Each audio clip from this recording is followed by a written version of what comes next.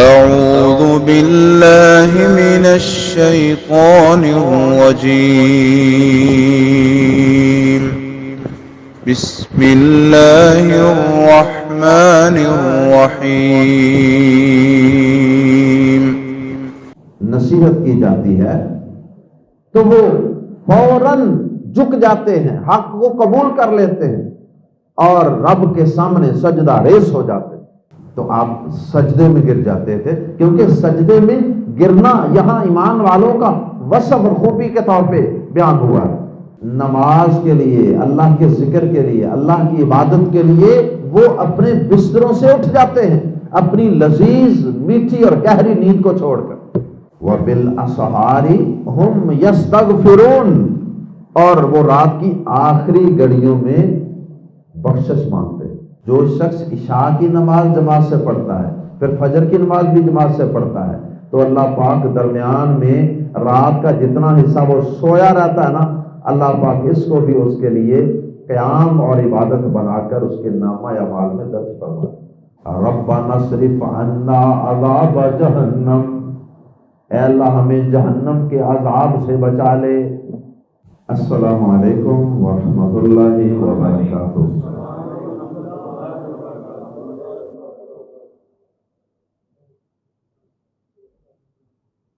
سورۃ السجدہ آیت نمبر 15 سے 17۔ ان الحمد للہ والصلاة والسلام علی رسول اللہ، اما بعد۔ اعوذ باللہ السمیع العلیم من الشیطان الرجیم، من ہمزہ ونفخہ ونفثہ۔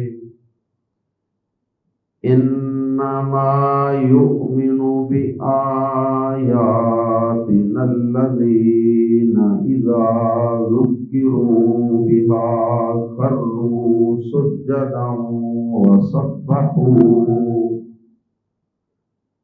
وسبحوا بحمد ربهم وهم لا يستكبرون۔ تتجافى جنوبهم عن المضاجع يدعون ربهم خوفا وطمعا ومما رزقناهم ينفقون۔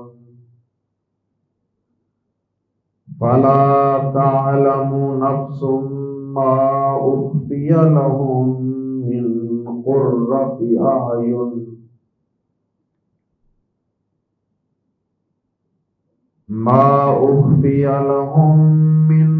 قرة أعين جزاء بما كانوا يعملون۔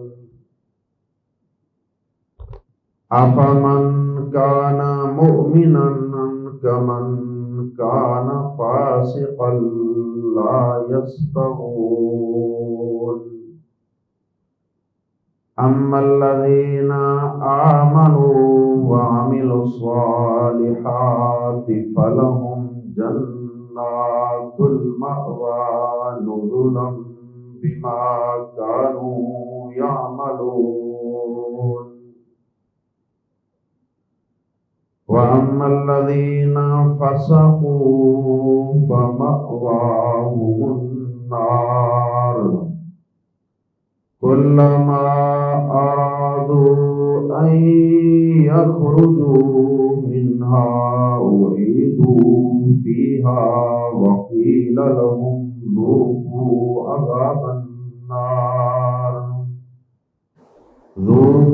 عذاب النار الذي كنتم به تكذبون۔ وَلَنُذِيقَنَّهُم مِّنَ الْعَذَابِ الْأَدْنَىٰ دُونَ الْعَذَابِ الْأَكْبَرِ لَعَلَّهُمْ يَرْجِعُونَ۔ وَمَنْ أَظْلَمُ مِمَّن ذُكِّرَ ذکر بآیات ربہ ثم اعرض عنہا انا من المجرمین منتقمون۔ گزشتہ آیات میں ذکر تھا ان لوگوں کا جو ضد، ہٹ درمی اور تکبر کی وجہ سے اپنے رب کی آیات اور نشانیوں کو پس پشت پھینک دیتے ہیں۔ ان بری خصلتوں کی وجہ سے، ضد، ہٹ درمی، تعصب، اکڑ، انا، ان بری خصلتوں کی وجہ سے ان کی طبیعت حق بات کی طرف مائل نہیں ہوتی، صحیح بات کو، حق بات کو قبول کرنے کے لیے تیار نہیں ہوتی۔ اب اللہ رب العزت نے آیات زیر تفسیر میں تصویر کا دوسرا رخ پیش کیا، اہل ایمان کا ذکر فرمایا کہ جن کی طبیعتوں کے اندر ملائمی ہے، نرمی ہے، جھکاؤ ہے اور عاجزی ہے ان کی طبیعتوں کے اندر، اس وجہ سے جو ہی یہ اپنے رب کی آیات کو سنتے ہیں یا اپنے رب کی آیات جو آفاق میں، کائنات میں پھیلی ہوئی ہیں، ان پہ غور و فکر کرتے ہیں، تو یہ فوراً حق بات کو، صحیح بات کو قبول کر لیتے ہیں۔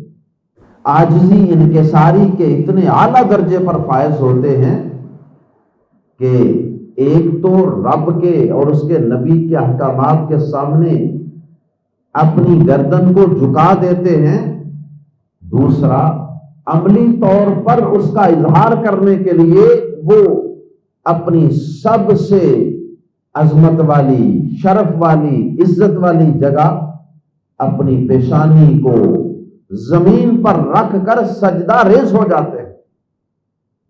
یہ گویا کہ ایک عملی طور پر اظہار ہے رب کے سامنے سرنڈر ہو جانے کا، رب کے سامنے جھک جانے کا، اس کی بات کے سامنے اپنے آپ کو جھکا لینے۔ تو اللہ پاک نے ایمان والوں کے، کامل مومن، کامل ایمان والے لوگوں کے کچھ اچھے اچھے اوصاف اور خوبیوں کا تذکرہ فرمایا ہے آیات زیر تفسیر، جن میں سے سب سے پہلے یہ ہے کہ جب انہیں نصیحت کی جاتی ہے تو وہ فوراً جھک جاتے ہیں، حق کو قبول کر لیتے ہیں اور رب کے سامنے سجدہ ریز ہو جاتے ہیں، اور اس کے ساتھ ساتھ وہ اپنے رب کی تسبیح کرتے ہیں، اس کی پاکیاں بیان کرتے ہیں، اس کی حمد و ثنا کے ترانے گاتے ہیں، اور اس کی بہترین شکل نماز، اور نماز میں سے بھی بہترین جگہ سجدہ۔ اس لیے پیارے نبی جناب محمد الرسول اللہ صلی اللہ علیہ وسلم رکوع کے اندر بھی اور سجدے کے اندر بھی یہ دعا کثرت سے پڑھا کرتے تھے، سبحانک اللہم ربنا وبحمدک اللہم اغفر لی۔ سبحانک اللہم، اللہ کی پاکی ہو گئی، وبحمدک، یہ اس کی حمد اور اس کی تعریف ہو گئی، یعنی وہ ہر عیب سے، کمزوری سے بھی پاک ہے اور ہر خوبی اور ہر کمال سے بھی وہ متصف ہے۔ اللہ اکبر۔ اور پھر تیسرا وصف اور خوبی کہ یہ کامل ایمان والے لوگ تکبر نہیں کرتے، لوگوں کے سامنے بھی کسی کو حقیر سمجھ کر بھی تکبر نہیں کرتے، اپنے آپ کو بہت بڑی چیز سمجھ کر بھی تکبر نہیں کرتے، اور رب کے سامنے بھی تکبر نہیں کرتے۔ رب کے سامنے تکبر کرنا کیا ہے کہ رب کی بات سن کر اسے نظر انداز کر دیا، اگنور کر دیا، بات کو تسلیم ہی نہیں کیا۔ پیارے نبی صلی اللہ علیہ وسلم نے تکبر کی سب سے بڑی جو تعریف فرمائی ہے، ڈیفینیشن کی ہے، وہ یہی ہے، الکبر بطر الحق، اصل تکبر یہ ہے کہ انسان صحیح بات کو، حق بات کو ٹھکرا دے، وغمط الناس، اور لوگوں کو حقیر جانے۔ اسی وجہ سے، ان تین خوبیوں کی وجہ سے، جن کا عاجزی سے تعلق ہے، جھک جانے سے تعلق ہے، تکبر نہ کرنے سے تعلق ہے، سجدے سے تعلق ہے، تین اوصاف اور خوبیاں جن کا پہلی آیت مبارکہ میں ذکر ہوا ہے، انہی خوبیوں کی وجہ سے یہاں پر پیارے نبی صلی اللہ علیہ وسلم سجدہ تلاوت فرمایا کرتے، یعنی تلاوت کے دوران جب یہ آیت آیا کرتی تو آپ سجدے میں گر جاتے تھے، کیونکہ سجدے میں گرنا یہاں ایمان والوں کا وصف اور خوبی کے طور پہ بیان ہوا ہے، تو ایمان والے سجدے میں گر جاتے۔ تو بہرحال آپ ابھی کرنا چاہیں تو فوری سجدہ کر لیں، اور اگر آپ بعد میں کرنا چاہیں، یہ کلاس ختم ہونے کے بعد اگر آپ کرنا چاہیں تو اس وقت بھی کر سکتے ہیں۔ ویسے یہ سجدہ تلاوت افضل ہے، مستحب ہے، فرض اور واجب نہیں ہے، کیونکہ پیارے نبی صلی اللہ علیہ وسلم نے سجدے والی آیت پڑھ کے ایک دفعہ سجدہ تلاوت نہیں بھی کیا جواز کے لیے۔ اللہ اکبر۔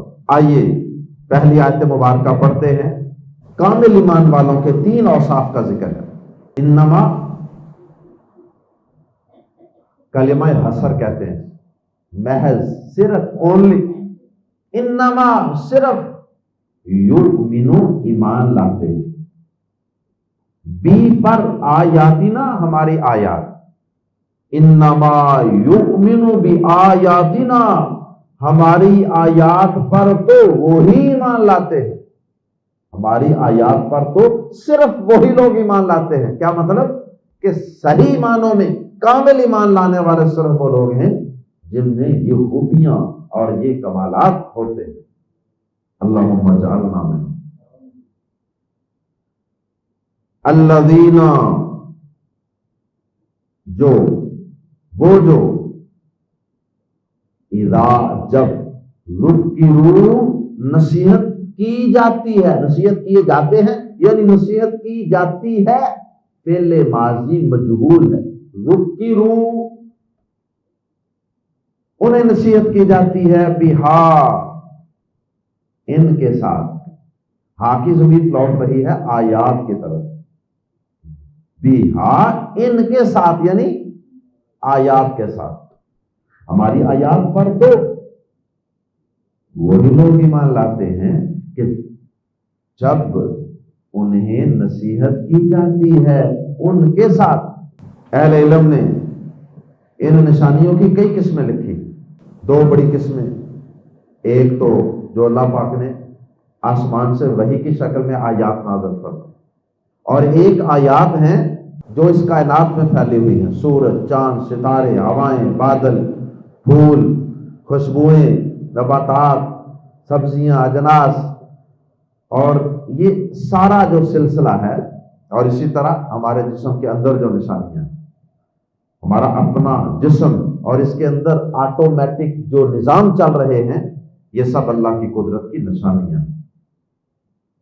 ہماری آیات پر تو وہی لوگ ایمان لاتے ہیں کہ جب انہیں ان کے ساتھ نصیحت کی جاتی ہے، خروا سجدن، خروا، وہ گر پڑتے ہیں، سجدن، سجدہ کرتے ہوئے، وہ سجدہ کرتے ہوئے گر پڑتے ہیں۔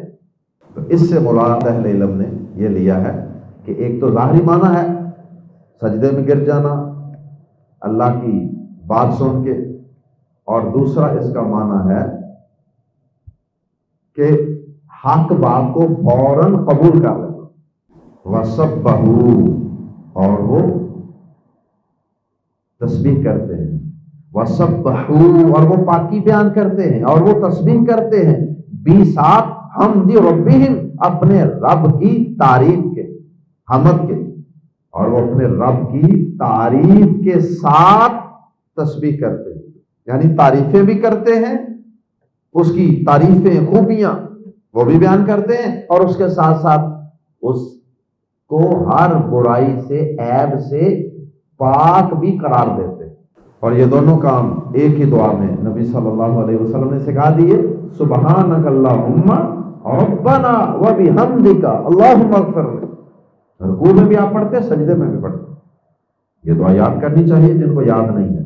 صحیح بخاری میں یہ دعا ہے اور اس کی کوئی تعداد مقرر نہیں ہے، جتنی دفعہ بھی آپ پڑھنا چاہیں پڑھ سکتے ہیں، حتیٰ کہ ایک دفعہ بھی پڑھ سکتے ہیں. یہ ہوگی دو خوبیاں.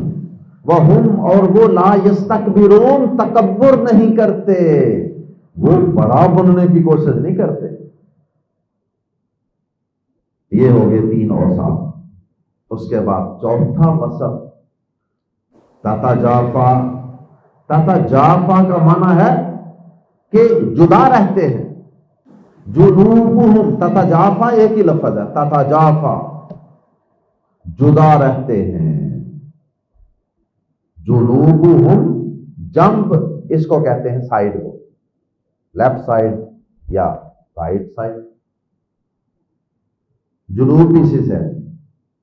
جنوب جمع ہے جنب کی.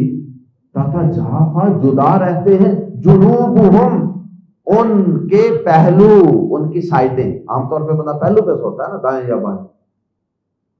ان کے پہلو جدا رہتے ہیں. عن المضاجع بستروں سے. مضجع لیٹنے کی جگہ، سونے کی جگہ. مضاجع جمع. عن المضاجع بستروں سے. ان کے پہلو بستروں سے جدا رہتے ہیں. اس کا مطلب یہ ہے کہ نماز کے لیے، اللہ کے ذکر کے لیے، اللہ کی عبادت کے لیے وہ اپنے بستروں سے اٹھ جاتے ہیں، اپنی لذیذ میٹھی اور گہری نیند کو چھوڑ کر. اپنے آرام تک کو بھی وہ چھوڑ دیتے ہیں نماز کی خاطر. جیسے پیارے نبی صلی اللہ علیہ وسلم نے فرمایا کہ عشاء سے پہلے نہیں سونا. عشاء سے پہلے سونے کو آپ نے ناپسند فرمایا. اب ایک بندہ مغرب کے بعد تھکا ہوا سارے دن کا آیا، لیکن وہ مغرب کے بعد انتظار کر رہا ہے کہ عشاء کی اذان ہو جلدی سے میں پھر آرام کروں. تو اب یہ بندہ جو ہے اس نے اپنے پہلو کو بستر سے جدا رکھا ہوا ہے. اور اسی طرح فجر کے وقت جب مسجد میں اذان کی آواز آئے گی، الصلاۃ خیر من النوم، الصلاۃ خیر من النوم، نماز نیند سے بہتر. اس وقت بھی یہ اپنی گہری اور میٹھی نیند کو، آرام کو چھوڑ کر، اپنے نرم گرم بستر کو چھوڑ کر کھڑا ہو جاتا ہے. کس لیے؟ اللہ کے ذکر کے لیے، اللہ کی عبادت کے لیے، نماز کے لیے. یہ ہے کامل مومن کا وصف. اور اسی طرح پھر اس کا سب سے آخری اور کامل درجہ بستر کو جدا رکھنے کا وہ تہجد کی نماز، کہ ساری رات غفلت سے سوئے نہیں رہتے، بلکہ رات کا کچھ نہ کچھ حصہ وہ اپنے پہلوؤں کو، اپنے جسم کو بستروں سے جدا بھی رکھتے ہیں. اللہ اکبر. اس کا مطلب یہ نہیں کہ ساری رات جاگتے رہے، بلکہ اللہ پاک نے تو خود ہی قرآن مجید کے اندر اس کی وضاحت بھی فرما دی ہے. سورہ زاریات کے اندر ایمان والوں کا، متقین کا وہاں تذکرہ فرمایا. ان المتقین فی جنات وعیون. اور آگے جا کے ان کا یہ وصف بیان فرمایا، کانوا قلیلا من اللیل ما یہجعون. وہ رات کے بہت تھوڑے حصے میں سوتے ہیں، ساری رات وہ غافل بن کے سوئے نہیں رہتے.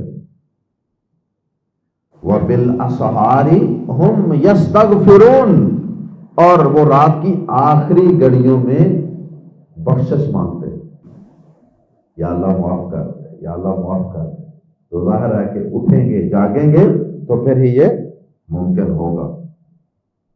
اور مزید اللہ پاک نے یہ آسانی بھی کر دی کہ اگر کوئی شخص تہجد کی نماز کے لیے نہیں بھی اٹھ سکا تو اس کا عشاء کی نماز کے لیے انتظار کرنا، مغرب کے بعد سونے سے اپنے آپ کو روکے رکھنا، اور اسی طرح فجر کے لیے اٹھ کر مسجد میں جا کر نماز پڑھنا، مرد کا مسجد میں، عورت کا گھر میں.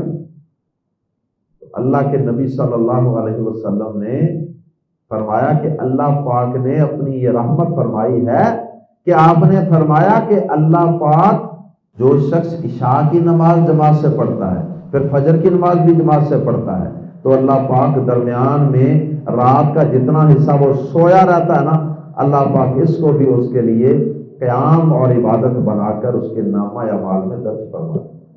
تو یہ شخص بھی تتجافا جنوبہم عن المضاجع کے اندر کسی نہ کسی حد تک ضرور آ جائے گا، لیکن اس کا کامل درجہ، اعلیٰ درجہ وہ تو تہجد کی نماز ہی ہے۔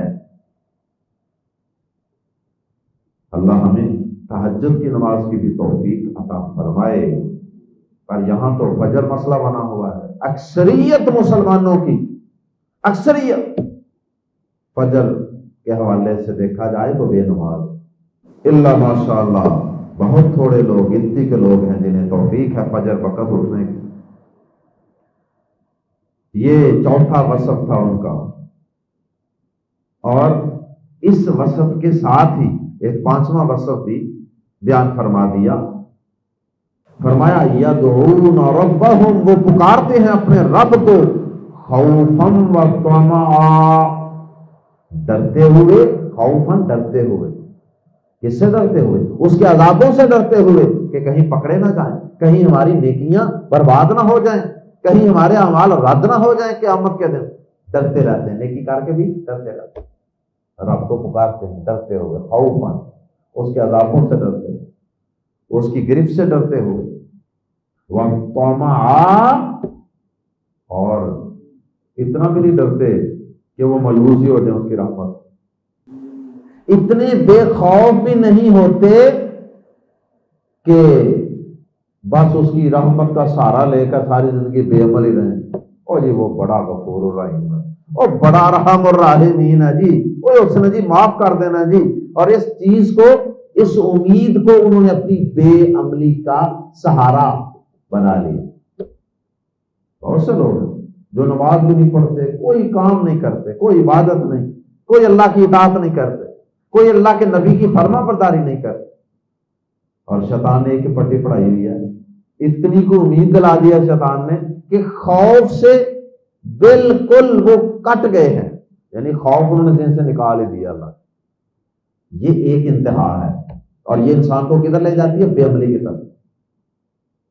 اور خیر ہے جی، اللہ بڑا غفور ہے، امید ہی بڑی اللہ، اللہ اکبر۔ اور جو صرف ڈرتے رہتے ہیں، امید ہے ہی کوئی نہیں، رحمت کی امید ہی کوئی نہیں، تو جو بندہ صرف خوف بھی کھاتا رہے گا، ڈرتا ہی رہے گا نا، پھر وہ اس کی رحمت سے نا امید ہو جائے۔ تو دونوں چیزیں غلط، دونوں انتہائیں ہیں۔ جو کامل ایمان والے ہیں ان کا وصف اور خوبی یہ ہے کہ وہ خوف اور امید دونوں کے بین بین رہتے ہیں، ڈرتے بھی ہیں، ڈرتے بھی رہتے ہیں کہیں پکڑے نہ جائیں،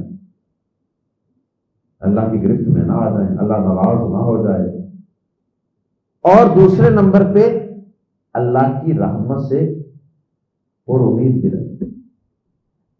تو یہ دونوں چیزیں ذہن میں رکھ کر ہم نے ہمیشہ اپنے رب کو پکارنا۔ عمر فاروق رضی اللہ تعالیٰ عنہ کی طرح کہ جو کہا کرتے تھے کہ اگر یہ قیامت کے دن اعلان ہو گیا نا کہ اللہ تعالیٰ نے اعلان کر دیا کہ میں نے ساری مخلوق کو بخش دیا ایک بندے کے سوا، تو میں نے یہ ڈرنا ہے کہ کہیں وہ بندہ میں نہ ہوں، اور اگر اللہ پاک نے اعلان کیا جی سب کے ساری مخلوق میں سے میں نے صرف ایک بندے کو معاف کرنے کا اعلان کیا، تو میں امید رکھوں گا کہ شاید وہ بندہ میں ہی ہوں۔ یعنی اس طرح خوف اور امید کے بین بین رہتا ہوں۔ بعض صوفی لوگ ہیں بڑے عجیب و غریب عقائد ہیں، اور باقاعدہ انہوں نے اپنی کتابوں میں اور اپنی تعلیمات میں یہ بات لکھی اور بتائی ہے کہ رب کو جنت کے طمع اور لالچ میں اللہ کو نہیں پکارنا چاہیے، اس کی عبادت نہیں کرنی چاہیے، اور اسی طرح اس کی جہنم سے ڈرتے ہوئے گناہ چھوڑنا یہ بھی کہتے ہیں ٹھیک نہیں، اور بلکہ کئی صوفیوں نے تو یہاں تک لکھ دیا کہ اگر اللہ پاک اگر مجھ سے راضی ہو گیا نا، بس میں اس کی صرف رضامندی چاہتا ہوں، بس وہ راضی ہو جائے چاہے مجھے جہنم میں پھینک دے۔ صوفی صاحب کیا کہتے ہیں؟ بس میرا رب مجھ سے راضی ہو جائے چاہے مجھے جہنم میں پھینک دے۔ اور ایک صوفی یہاں تک کہتا ہے میرا یہ جی چاہتا ہے کہ میں رب کی جہنم کو بجھا دوں اور اس کی جنت کو جلا دوں، تاکہ لوگ جنت کے شوق میں عبادت نہ کریں اور جہنم سے ڈرتے ہوئے عبادت نہ کریں، بلکہ صرف اللہ کی رضامندی کو ذہن میں رکھ کے ہی اس کی عبادت کریں۔ انا للہ و انا الیہ راجعون۔ اللہ پاک نے تو جنت بنائی ہے، اللہ پاک نے تو جہنم بھڑکائی ہے، اور یہ اللہ کا دشمن کہہ رہا ہے کہ میں جنت کو بجھا دوں، جنت کو میں جلا دوں، جہنم کو بجھا دوں۔ اور پیارے نبی صلی اللہ علیہ وسلم اور صحابہ کرام تو اللہ سے جنت کی دعائیں کرتے رہے۔ آپ نے فرمایا جب بھی اللہ سے سوال کرو تو جنت الفردوس کا سوال کرو۔ اور نبی صلی اللہ علیہ وسلم اور صحابہ ایک دعا نماز میں بھی پڑھا کرتے تھے۔ ایک صحابی پڑھ رہے تھے تو آپ نے پوچھا کہ کیا پڑھتے ہو دعا نماز میں؟ انہوں نے یہ دعا بتائی، آپ نے فرمایا ہم بھی اس کے قریب قریب ہی پڑھتے ہیں، اور وہ دعا یہ تھی اللہم انی اسألک الجنت، اے اللہ میں تجھ سے جنت کا سوال کرتا ہوں، وَأَعُوذُ بِكَ مِنَ النَّارِ، اور میں تجھ سے جہنم کی پناہ مانگتا ہوں۔ اچھا یہ تو دعا ہے نا حدیث میں، قرآن مجید میں بھی دعائیں ہیں، جہنم سے بچنے کی دعائیں قرآن میں نہیں ہیں۔ ربنا اصرف عنا عذاب جہنم، اے اللہ ہمیں جہنم کے عذاب سے بچا لے۔ تو یہ گمراہ صوفی جو ہیں یہ کہتے ہیں کہ جنت کے لالچ میں عبادت نہیں کرنی چاہیے، جہنم سے ڈرتے ہوئے نہیں کرنی چاہیے۔ اللہ اور اس کے رسولوں کے خلاف تعلیمات، اور پھر ان کی جہالت کا حال یہ ہے انہوں نے اس بات کو سمجھا ہی نہیں کہ اگر کسی کو جہنم سے نجات ملنی ہے، جنت اس کو اللہ پاک نے عطا کرنی ہے، تو وہ اسی کو کرنی ہے جو اللہ تعالیٰ کو راضی کرنے کے لیے عبادت کرتا ہے۔ اللہ کی رضامندی، اخلاص تو عبادت کی بنیاد ہے۔ اور ویسے بھی جنت ہمارے نیک اعمال کا صلہ نہیں ہے، سبب اس صلے کا، اس نعمت کے ملنے کا سبب ہمارے نیک اعمال ہیں، لیکن صرف نیک اعمال اتنی بڑی جنت اور اتنی عظیم نعمتوں کے لیے کافی نہیں۔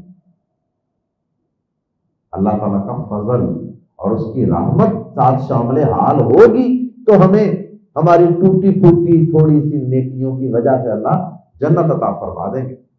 یدعون ربهم خوفا وطمعا، وہ اپنے رب کو ڈرتے ہوئے اور طمع کرتے ہوئے، لالچ کرتے ہوئے، امید رکھتے ہوئے پکارتے۔ یہ ان کا 5واں وصف ہے۔ وَمِمَّا، اور اس میں سے جو رزقناہم، ہم نے انہیں دیا ہے، ينفقون، وہ خرچ کرتے۔ یہ 6واں وصف، سورۃ البقرہ کے آغاز میں بھی یہ وصف ہم پڑھ چکے۔